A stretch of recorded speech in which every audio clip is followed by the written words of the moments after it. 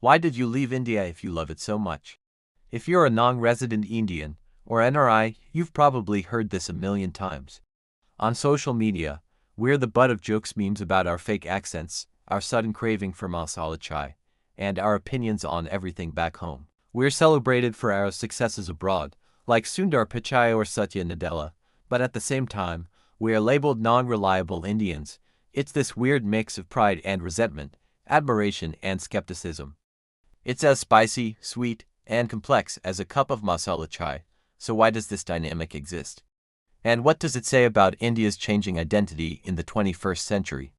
Let's unpack it. First things first, why do Indians move abroad in the first place? The reasons are as diverse as our country itself. For many, it starts with education. The competition in India, especially for fields like medicine and engineering, is absolutely fierce. I'm sure many of you have lived through that pressure cooker environment. So, countless students look overseas for better opportunities, a different kind of academic experience, and a shot at a global career. Then there's the huge factor of economic mobility. It is a simple truth. A construction worker in London or a nurse in Canada often earns significantly more than they could back home. The currency difference is a game changer. Even skilled trades, like plumbing or electrical work, which are sometimes undervalued in India, are in high demand and offer much higher pay abroad. It's not about loving India less, it's about providing a better life for your family. Of course, there's also professional growth. Many global companies have their headquarters outside of India. If you're ambitious in fields like finance, tech, or research, your career path might naturally lead you to roles in different countries. The infrastructure, the salaries, the global exposure, it's a powerful draw. You see the success of people like Satya Nadella and think, maybe that could be me. And beyond all that, there are personal reasons. Some people are chasing golden visas, some fall in love and marry into families abroad, and others are simply seeking a different lifestyle, a new adventure.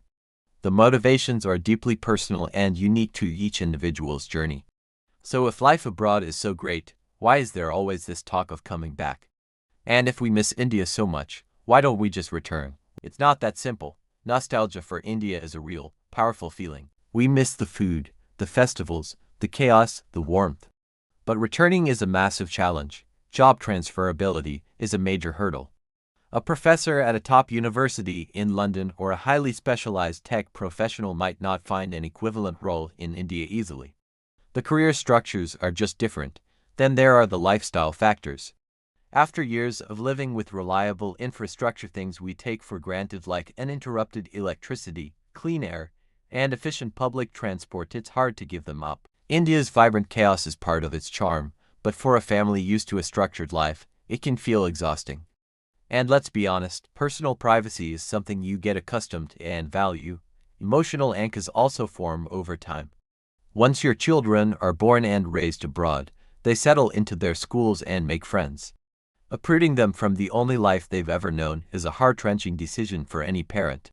We miss India's incredible convenience, the 15-minute deliveries, the affordable services, but we also value the structured advantages of life abroad, accessible healthcare, stronger legal systems, and greater purchasing power for many goods. But let me be clear, life as an NRI is not all smooth sailing. It's not a golden ticket to a perfect life. Far from it. We face our own set of intense challenges. It's a life of constant trade-offs.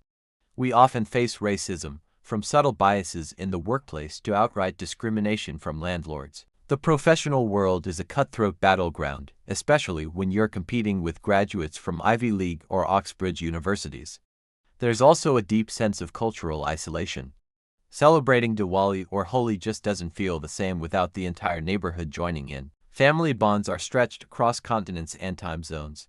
And let's not forget the visa struggles, the constant anxiety of renewals, the restrictions on what you can and can't do, and the heartbreaking difficulty of bringing aging parents to live with you. Job insecurity is another major stressor. In many countries, a layoff doesn't just mean losing your job. It can mean having to uproot your entire life and leave the country within a few months.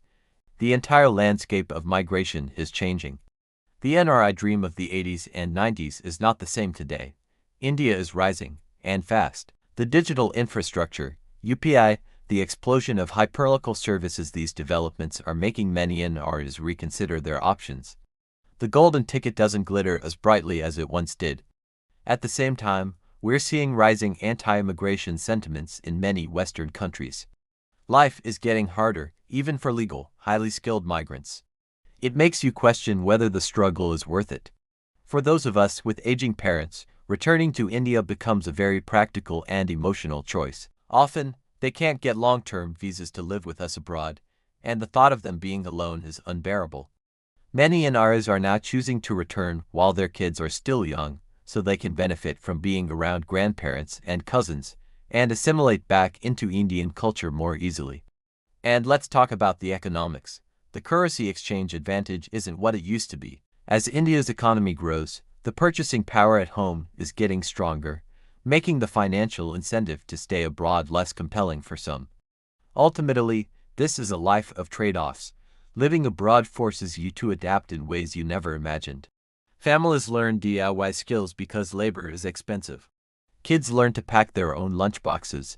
Meals become simpler. You learn to navigate different cultures, which is both humbling and transformative. You face language barriers and unspoken biases, but you also experience profound personal growth and make friends that become your chosen family. But you always lose something.